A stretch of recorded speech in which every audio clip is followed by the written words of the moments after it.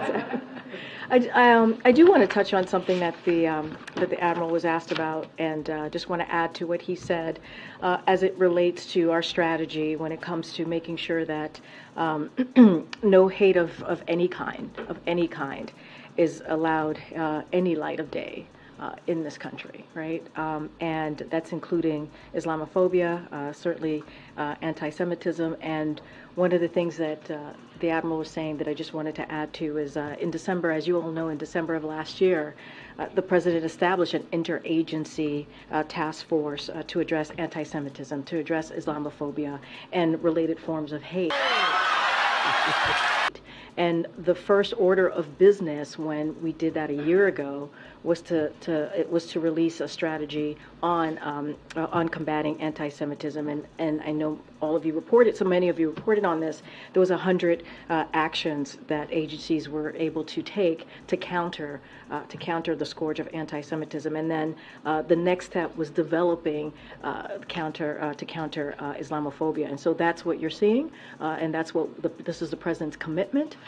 He ran on this, as you all know, to restore the soul of this nation, to make sure that no hate sees the light of day, to continue to fight against that type of hatred, and that includes all types of hatred. That includes Islamophobia. That includes anti-Semitism. And this is an administration that's taken action not just the last couple of weeks or the last couple of months, but started this process back in December of last year. So just wanted to make that super, super clear, and that's what we've been. That's been our approach here, the President's approach and this administration's approach again. Wow. On Tuberville, does the White House believe that the Reed Cinema resolution is a way out of the blockade? I mean, look, and we have said this, we're certainly not going to speak to the procedure of how the Senate operates. That is not for us to do, but we will continue to be crystal clear and very, very loud about what Tuberville is doing. It's just shameful. It is dangerous. It is shameful. I think the Admiral did a great job laying out how that's affecting some of our key critical service members. And we're talking about 380 service or positions that are at risk, or that no one knows where they're going to go, right? No one knows what's happening. And it's getting worse every day. And we're talking about families too. That affects their families. And so this is not a way to keep our country safe. This is not a way to move forward with our national security. And it is shameful and it's dangerous. And we are very, very proud to see Republican senators speak up. As I did at the top, I laid out just direct quotes from them, and how this is not how, especially in this time, what we're seeing around the world.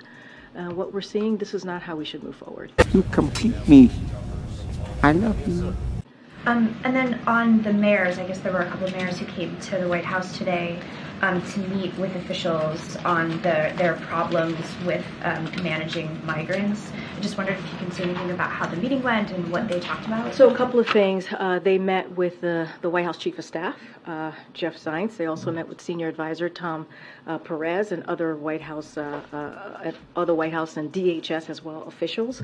DHS officials, obviously, who representatives from Chicago and Denver to discuss the joint effort to manage what they're dealing with migrants arriving in their city.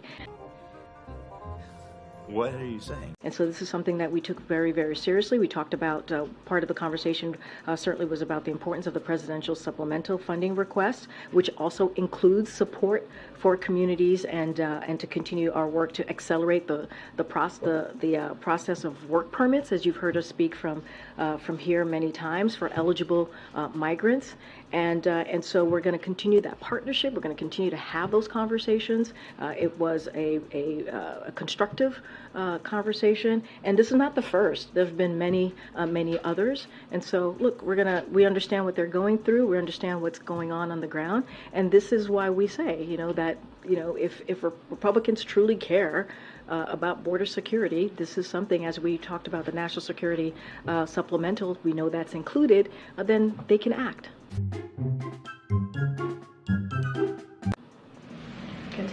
Thank you.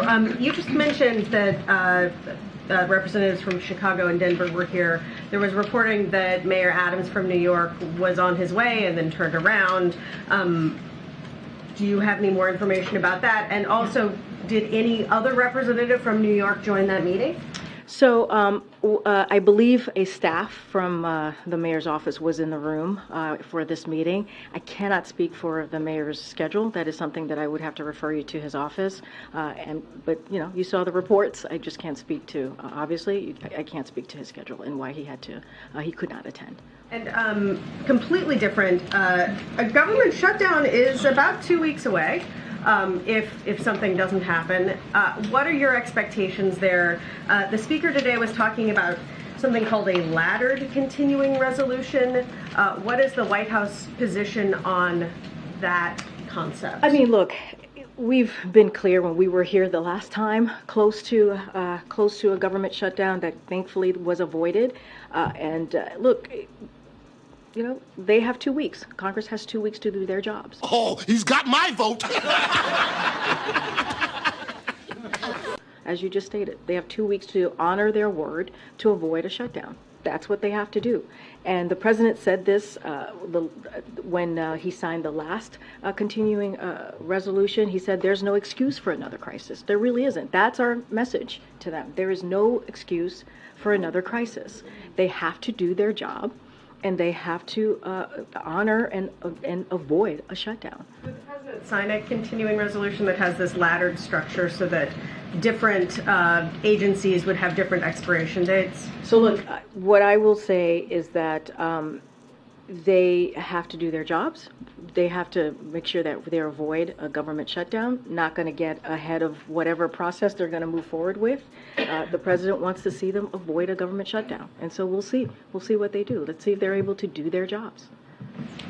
Was the White House concerned to see Senator Menendez attend a classified briefing on Ukraine yesterday, given that he's been accused of aiding a foreign government?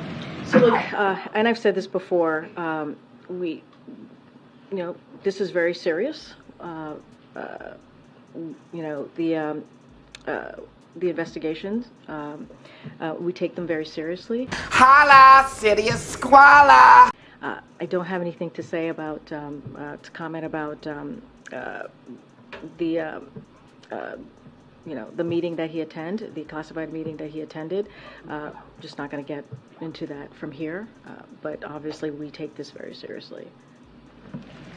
Yeah, I just want to follow up on the Islamophobia question.